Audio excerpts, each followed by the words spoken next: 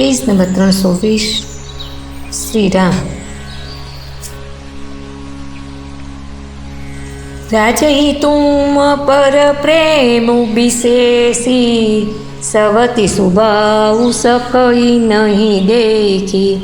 रचि प्रपंच भूपहि अपनाई, राम तिलक हित लगन धराई।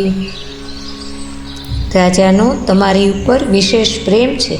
કૌશલ્યા શોક્યના સ્વભાવથી તેને જોઈ શકતા નથી, એટલે તેમણે જાળ રચીને રાજાને પોતાને વશ કરીને રામના રાજ તિલક માટે મુહૂર્ત નક્કી કરાવી લીધું।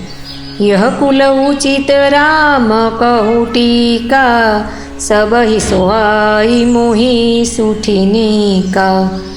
આગિલી બાત સમુજી ડરું મોહી, દેવું દેવું ફીરી સો ફલું ઓહી।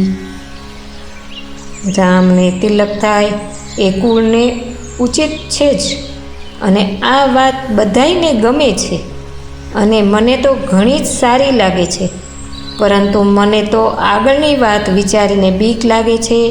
દૈવ વિપરીત બનીને તેનું ફળ તેને જ આપે। રચી પછી કોટિક કુટિલપન, કિનેસી કપટ પ્રબોધુ। કહીસી કથા સત સવતી કેઈ, જેહી વિધિ બાઢ વિરોધુ।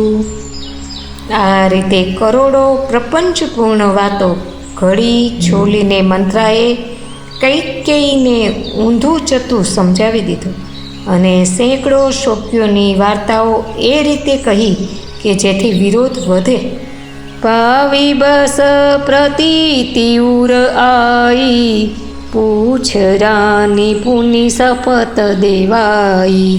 કા પૂછહું તુમ અબહુ ન જાના, નિજ હિત અનહિત પશુ પહેચાના।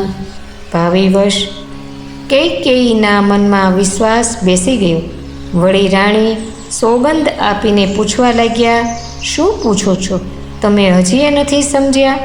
પોતાના સારા નરસાને તો પશુ પણ ઓળખી લે છે।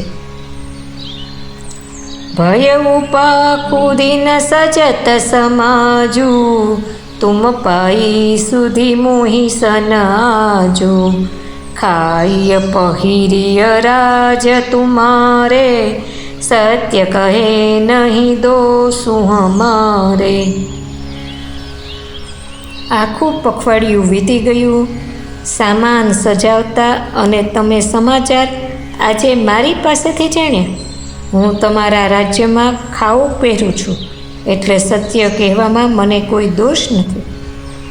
જો અસત્ય કછું કહબ બનાઈ, તો વિધિ દેઈ હમ હી સજાઈ।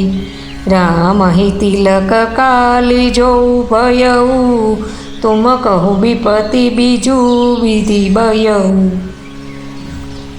જો હું કંઈ બનાવીને જૂઠું કહેતી હોઈશ તો વિધાતા મને દંડ આપશે। જો કાલે રામનું રાજ તિલક થઈ ગયું તો વિધાતાએ તમારા માટે વિપત્તિનું બી વાવી દીધું। અસ્તુ।